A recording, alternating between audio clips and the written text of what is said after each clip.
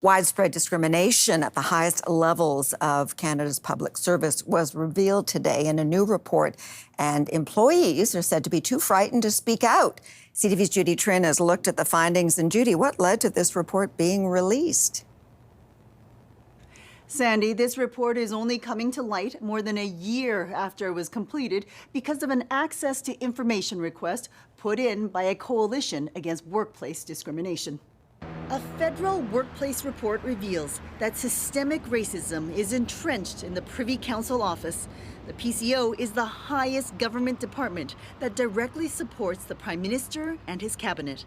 A workplace where racialized stereotyping, microaggressions, and verbal violence was regularly practiced and normalized, including at the executive level.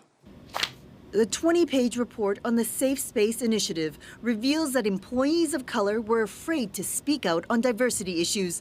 The PCO's white employees dominated full-time positions, while few racialized employees lasted more than a year in the department.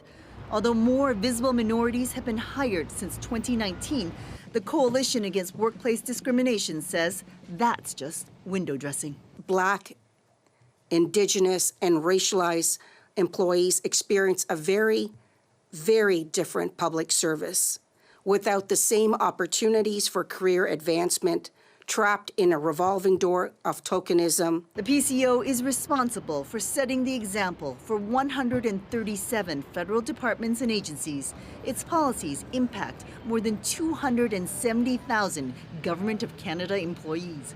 It's clear that significant structural changes are urgently needed to create a fair and inclusive workplace. More than 30 recommendations in the report have yet to be implemented by the Privy Council. Because of the lack of progress, the Coalition is calling for the resignation of the Deputy Clerk of the PCO and the Assistant Secretary to the Cabinet. Sandy. Okay, CTV's Judy Trin in Ottawa.